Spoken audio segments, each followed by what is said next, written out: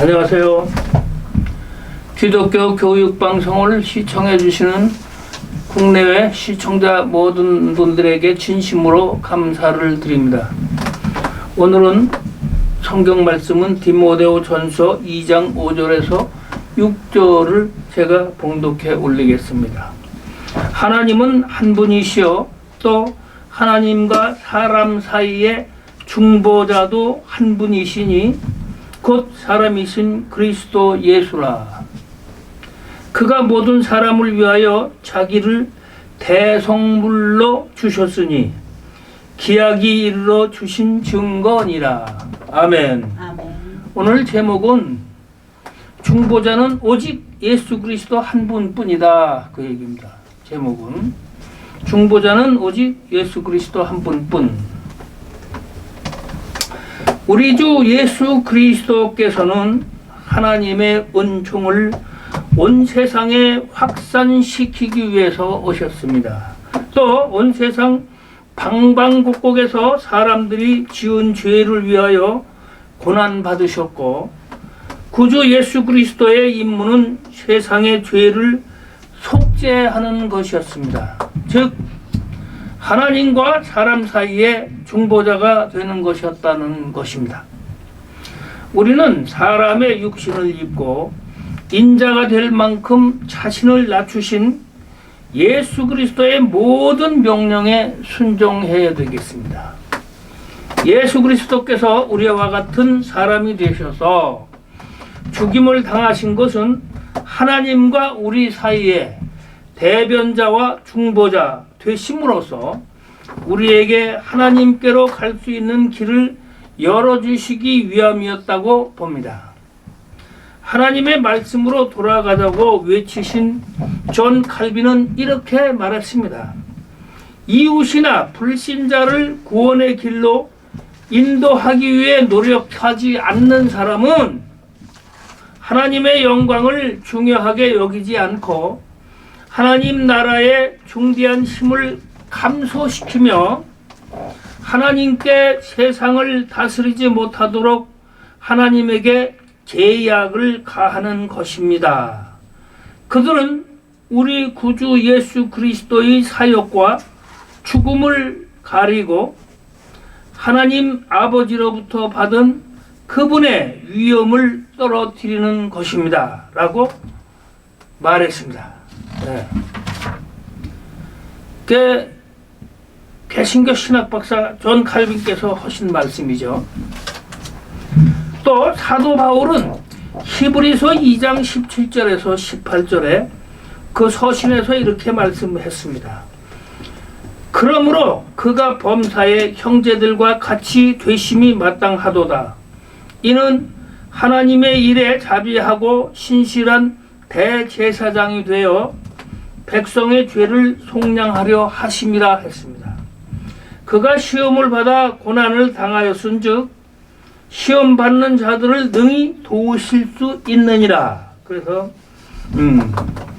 만약에 사람이 역경의 의미를 알지 못한다면 고난 당하는 자를 불쌍히 여기지도 못하며 쾌락에 도취돼서 빈곤을 가볍게 여길 것이라고 봅니다. 그런데 우리 구주 예수 그리스도께서는 우리의 모든 역경에 함께하여 주시고 우리의 범죄뿐만 아니라 그로 인하여 생기는 모든 고난을 함께 체험하십니다. 뭐 때문에 그렇게 하신 것입니까? 우리가 하나님께로 나갈 때 우리를 도와주시기 위해서 그렇게 하신 것입니다. 우리의 고난을 몸소 체험하신 그분이 하나님께 우리를 불쌍히 여겨달라고 간구하십니다. 그러므로 예수 그리스도께서 중보자로 오실 때 우리에게는 두려울 것이 하나도 없는 것입니다. 두 손을 높이 들고 우리의 하나님 아버지를 부르면서 여러분은 나오셔야겠습니다. 하나님께서 독생자 공로로 우리를 자녀로 삼아주실 것과 우리로 하여금 택함을 받은 자로서의 유익을 누리게 하실 것을 의심하지 맙시다. 그렇게 함으로써 우리는 하나님과 친밀해질 것입니다. 또한 하나님께 우리의 필요와 걱정거리를 고백함으로써 도움을 받을 것입니다. 그런데 첫 번째로 가톨릭의 예를 들어보겠습니다. 가톨릭에서 내세우는 다른 중보자가 있습니다. 예수님만 중보자라 안 하고 가톨릭에서는 다른 중보자들을 내세우고 있는데 그들이 누군가 한번 알아보겠습니다. 그들이 내세운 것들은 마리아, 또 성자라고 그러죠. 성인 품에 올린다고 그래요. 성인 품에. 지금 이 교황이 하나님을 위해서 열심히 목숨 걸고 잘 사다 하늘나라에 올라가셨으면은 그분을 다음 교황청에서 심사위원들이 있어요. 추기경들이 심사를 해서 성인 품에 올려요.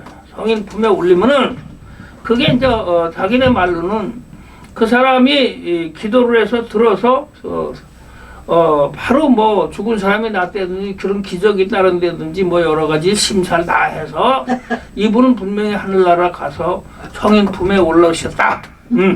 하늘나라 높은 자리에 계신다. 이런 식으로 해서 성인 품에 올리는 그 성인 봉헌시라고 그러나 그런 걸 합니다. 그러면 예수님서부터 지금까지 성인 품에 오른 사람이 모두 몇 명인가?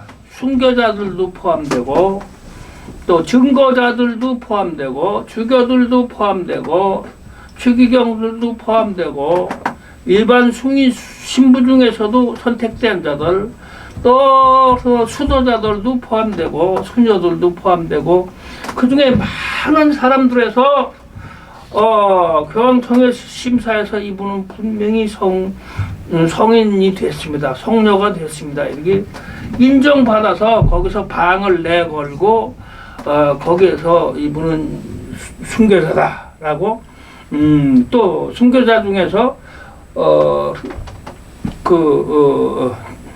이분은 성자 중에서도 순교자가 됐었다. 이분은 증거자였다. 이렇게 품에 올립니다. 그러면 교황청에서 그렇게 한번 방을 내걸고 딱 공고를 하면은 그것으로서 그분은 성자가 되는 것인데 가톨릭에서는 기도 끝에 반드시 사도 베드로요 또 요한이요 누구요 이름을 다 일일이 불러요. 불러가지고 우리를 위해서 빌어주시고 이걸 용서해 주시고 이런 식으로 전부 중재를 또 다시 부탁한다 그 얘기입니다. 그러니까 우리는 예수 그리스도 한 분으로 중보자가 만족한데 이분은 부족한 거예요. 마리아한테 해지, 성인 성녀들한테 해지. 그러고도 모자라서 또 누구에게 하느냐? 천사들한테. 천사도 국품 천사가 있다 그러죠.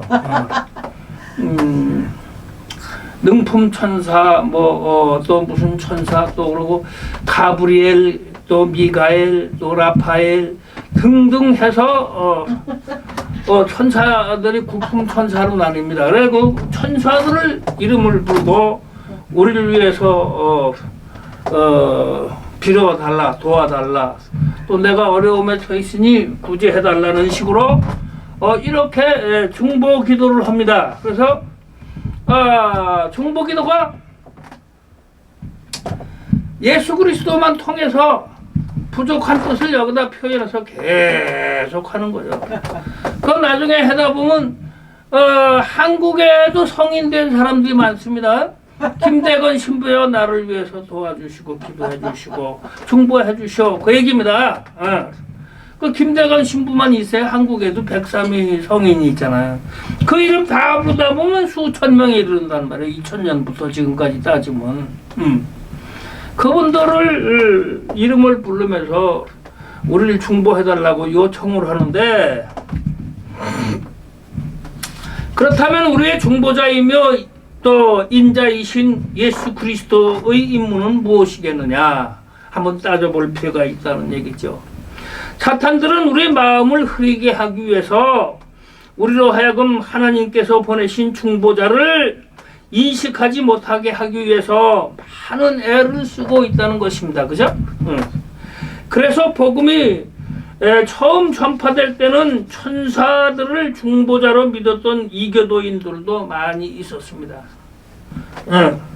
근데 지금은 천주교에서도 그 천사도 중보자의 그 틈에 끼인단 말이죠. 이에 대하여 사도 바울은 다음과 같이 말하고 있습니다. 골로새서 2장 18절입니다.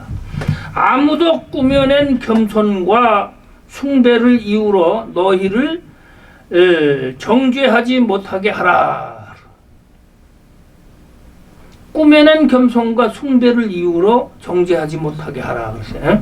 그가 그 본 것에 의지하여 그 육신의 생각을 따라 헛되이 과장하고 그랬습니다. 헛되이 과장해서 그런 분들한테 그분들을 과장해서 나를 중배해 줄 거로도 착각하지 말라라 이게야. 사도 바울은 다른 중재자와 또 조정자들을 물리치고 그리스도만을 유일한 구세주로 받아들임으로써 예수 그리스도께 영광을 돌렸습니다. 아멘. 아멘이죠. 아멘. 두 번째로 그러면 구약에서는 어떻게 했는가? 율법이 말하는 중보자는 누구인가? 이제 이렇게 한번 따져볼 필요가 있죠. 그래서 구약 시대에 하나님께서는 사람들에게 기도하라고 명령하시면서 그들에게 어떤 방법으로 이 의식을 행해야 할지를 알려주셨는데 그 방법은 세밀하게 했잖아요. 그죠? 사람들은 멀리서 떨어져서 성전 마당에서 서 있어야 되며 제사장 외에는 왕을 포함해서 어느 누구도 지성소에 접근하는 것이 허용되지 않았습니다. 바깥에. 제사장은 우리 주 예수 그리스도의 모형이었다는 것입니다. 모형. 예수가 옴으로 인해서. 그래서 제사장은 새 의복을 입고 거룩한 모습으로 하나님께 봉헌이 됐습니다. 그리고 제물의 피를 가지고 지성소에 들어갔습니다. 그래서 속죄 제물을 올리고 하나님께 용서를 청했죠. 이런 의식을 통해서 하나님께서는 우리 구주 예수 그리스도께서 사람이 되어 드려진 제물이 아니고서는 아무도 하나님과 화해할 수 없다는 것을 알려주십니다. 과거에는 송아지를 잡고 양을 잡고 이렇게 제물로 바쳐서 그 피를 갈라 용서를 청했지만은 이제는 예수 그리스도라는 제물이 아니고서는 하나님과 화해할 수 없다는 것을 말해주고 있다는 얘기죠.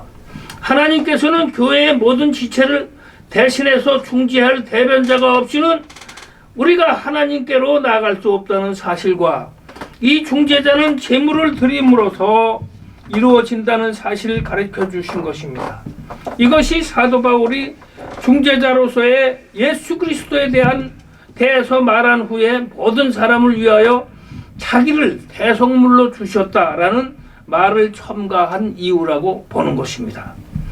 이것들은 서로 떼어놓을 수가 없습니다. 즉 우리가 예수님의 이름으로 하나님께 가까이 갈 수 있도록 하기 위해서 예수님께서 당하신 죽음과 순환은 예수님께서 우리의 중보자라는 사실과 떼어놓을 수 없다는 것입니다.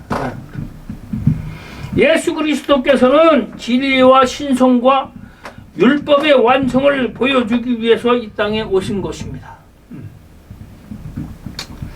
예수께서는 우리의 죄를 대신해서 드려질 제물이시며 또한 단 한 분뿐인 우리의 제사장이시며 또 우리의 죄를 용서하기 위해서 하나님께 중재하시는 온전한 중보자이신 것을 알아야 되겠다는 것입니다. 또 세 번째, 가톨릭은 연옥설을 주장하고 있습니다. 연옥설. 우리 개신교에서는 천당과 지옥뿐이다 라고 얘기를 했는데 가톨릭에서는 성경에도 없는 연옥설을 주장하고 있어요.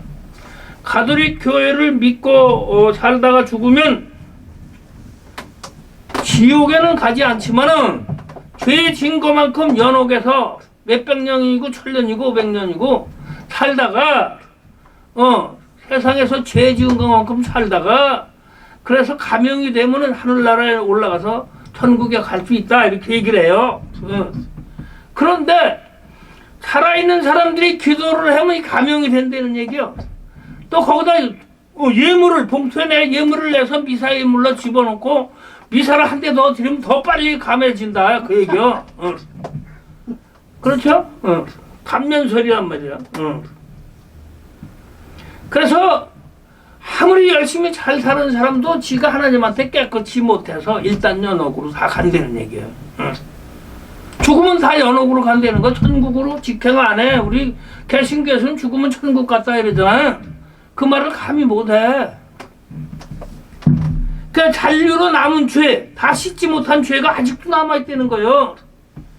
우리 개신교에서는 용서만 청하고 회개하고 하나님께 모든 걸 잘못을 청하면은 그것으로서 깨끗이 청하여집니다. 사하여지는 거예요, 죄가.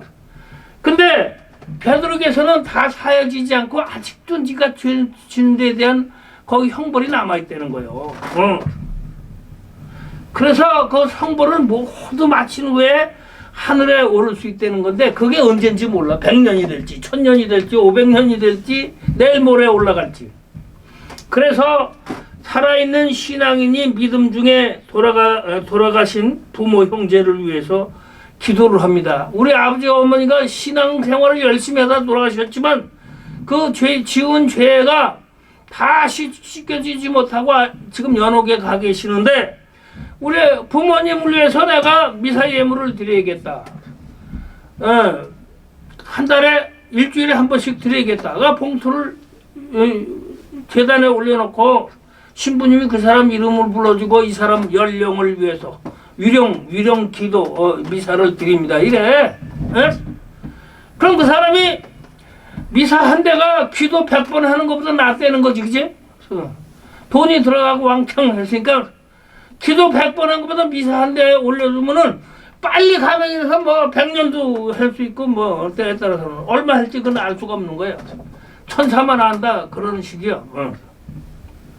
미사의 예물을 봉헌해서 미사를 자주 드리면 그 기도와 미사를 통해서 연옥의 죄가 감형이 돼서 빨리 천국에 오를 수 있다.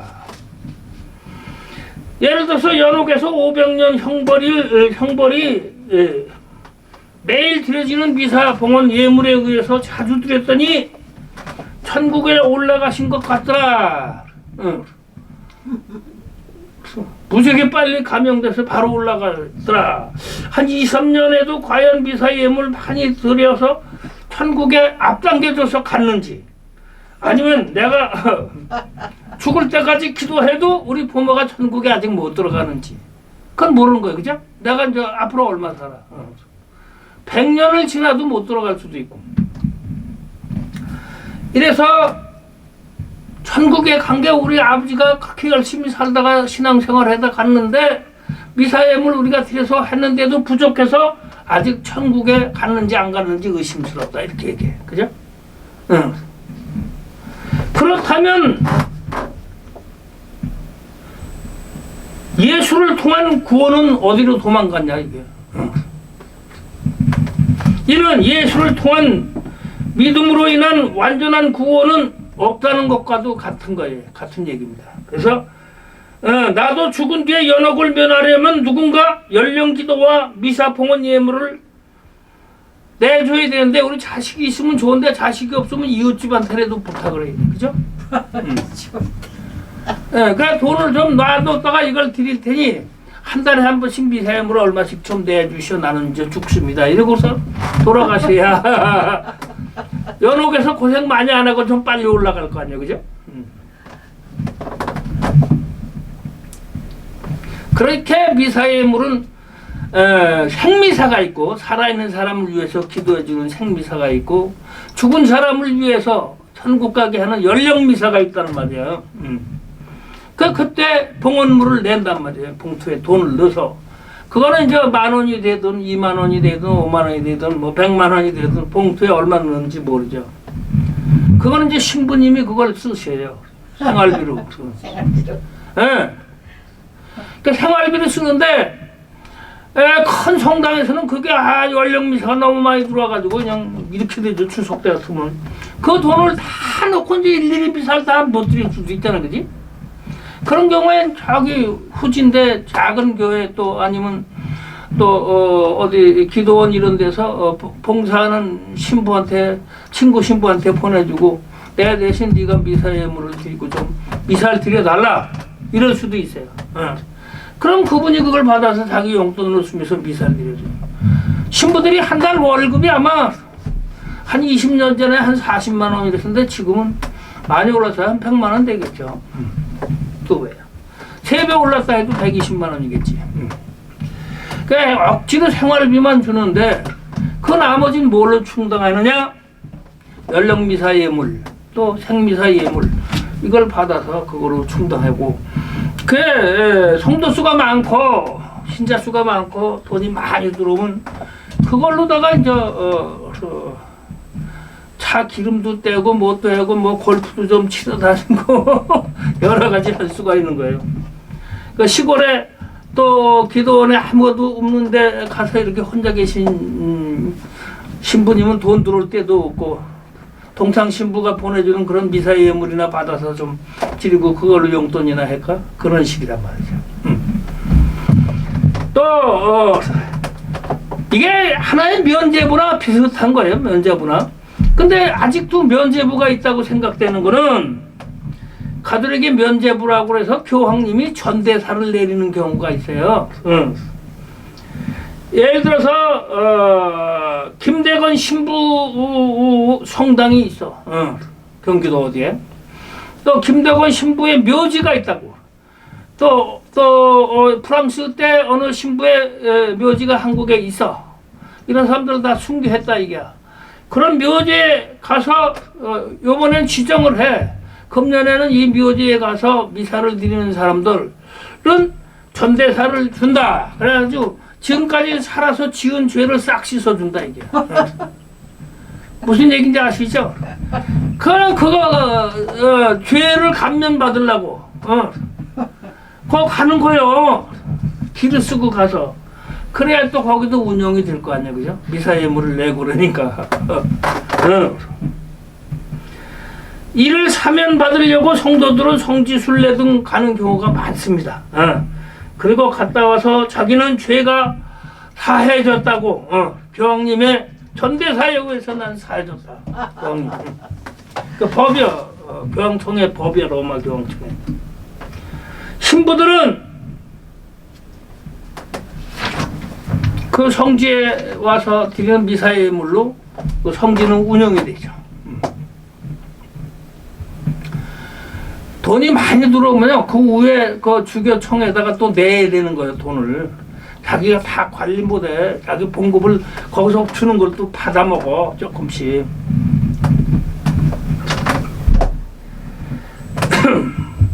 가톨릭의 용서의 한계가, 가톨릭 교도들은 원죄는 세례받을 때 없어진다고 합니다. 그런데 유대인이나 이방인이 20세, 30세, 40세 세례를 받는다면 그동안 살면서 저질른 죄가 그때 모두 없어진다고 합니다. 사해진다. 그러나 동시에 그들이 논리는 세례를 받은 후에 타락해서 지은 죄를 용서받기 위해서는 보상물을 드려야 된다. 라는 결론을 이끌어내는 것이다. 벌금 내는 것처럼. 그러나 가톨릭 교도들은 그들이 하나님께서 흡족히 여길 만큼의 충분한 보상을 할 수 없다는 사실과 사람이 아무리 귀중한 물건을 드린다 하더라도 하나님께는 충분한 대가를 지불할 수 없다는 사실을 고백하지 않을 수가 없는 것입니다. 그래서 그들은 또 다른 방법을 더했습니다. 즉 순교자의 피와 교회의 열쇠. 순교자의 피, 순교자들이 흘린 피 있죠. 2조 때 흘린 피, 죽음에서 흘린 피, 목 잘라 죽음에서 흘린 그 피, 그 피가 내 죄를 용서해 주는데 도움이 된다 이렇게 생각하는 거지. 또 성직자들에게 주어지는 힘, 그러니까 고백성사로서 네 죄를 사하여 줍니다. 신부님께 고백합니다. 제가 하나님과 신부님께 고백한데 이런 죄를 그동안에 한 달 동안 지었습니다. 네.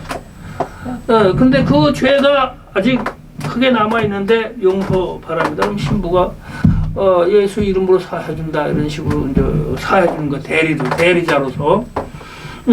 그래서 우리 주 예수께서 우리를 위하여 고난과 죽음으로 사신 속죄를 그들 자신의 선행과 노력으로 맞바꾸려고 또 노력하잖아요. 선행을 해서. 그리고 부족한 것이 있다면 순교자의 피와 교회의 열대, 그 고백 성사 이런 거 등으로 채우는 겁니다. 채워서. 그래도 잔벌이 남아있다, 이게 잔벌. 그 어디 연옥 가서 또 그 잔벌을 다 까질러 대해서 면제를 받아야 되는데 그게 문제죠. 이게 면제 뭐야? 돈 내고서 면제 받는 거 아직도 시행되고 있다. 그들은 모두 예수께서 우리를 위하여 값주고 사신 구원으로부터 차단이 되고 추방당한 것과 다름이 없는 행동을 하는 것입니다. 마치 예수 그리스도께서 세상에 오지 않은 것처럼 말입니다.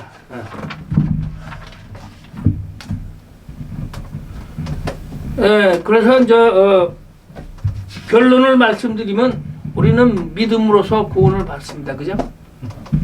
우리는 믿음으로 구원을 받고 이것은 매우 유익한 교리입니다. 이 세상에서 인간이 누릴 수 있는 가장 큰 유익은 예수 그리스도께서 이루신 구원에 참여하는 것입니다. 그래서 믿음으로 구원을 받고 또 회개로서 그동안에 지은 죄는 내가 예수 그리스도께 직접 죄를 용서를 청하면 예수님께서 중보자로 하나님께 구원을 요청해서 즉시 사해 주시는 즉시. 그러나 구원으로 인도하는 바른 길로 가는 사람들이 매우 적다는 게 문제입니다. 세상에서는 복음이 매우 천대를 받고 있으며 하나님께서 온 세상에 나가서 부르짖으라 세상 끝날까지 땅 끝까지 이르러 내 증인이 되라 하고 명령하신 그 부르심에 사람들이 귀를 막고 행동하지 않는 것 때문이라는 것이죠. 고린토전서 1장 30절에 너희는 하나님으로부터 나서 그리스도 예수 안에 있고 예수는 하나님으로부터 나와서 우리에게 지혜와 의로움과 거룩함과 구원함이 되셨으니 그랬습니다. 이렇게 사도 바오로가 고린토전서 1장 30절에 얘기했는데 우리는 그분에게 접목이 돼서 그분의 모든 부와 재산과 분깃을 갖게 됐습니다. 그러므로 우리는 그분의 은혜로 부유하게 됐다는 사실을 의심하지 말고 믿읍시다. 아멘. 에베소서 2장 12절과 15절 말씀을 봉독하겠습니다.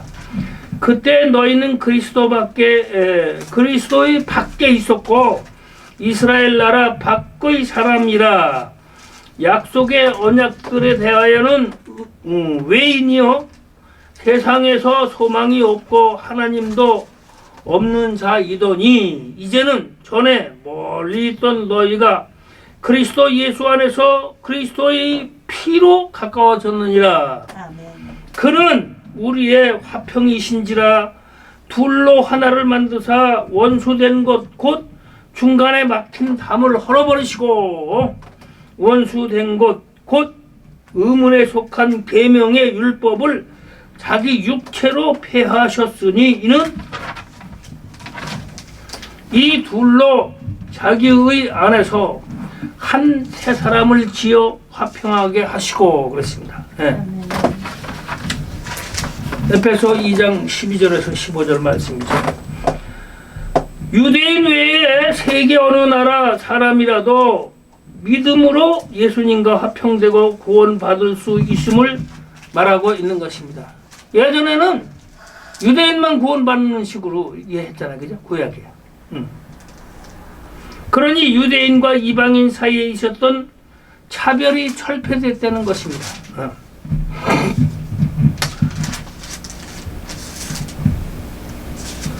제자들과 사역자들에게 온 세상에 복음을 예수님께서 전파하라고 세상 끝날 때까지 지구 끝까지 전파하라고 명령하셨습니다.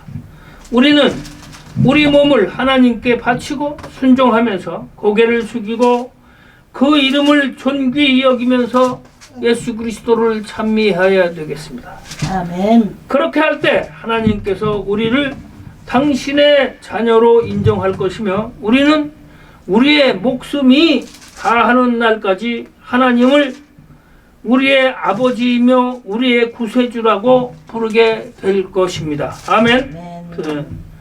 오늘 제가 말씀드린 것은 존 칼빈의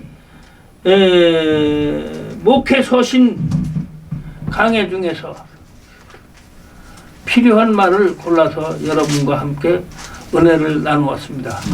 오늘 설교는 이것으로서 마치겠습니다. 감사합니다. 아멘.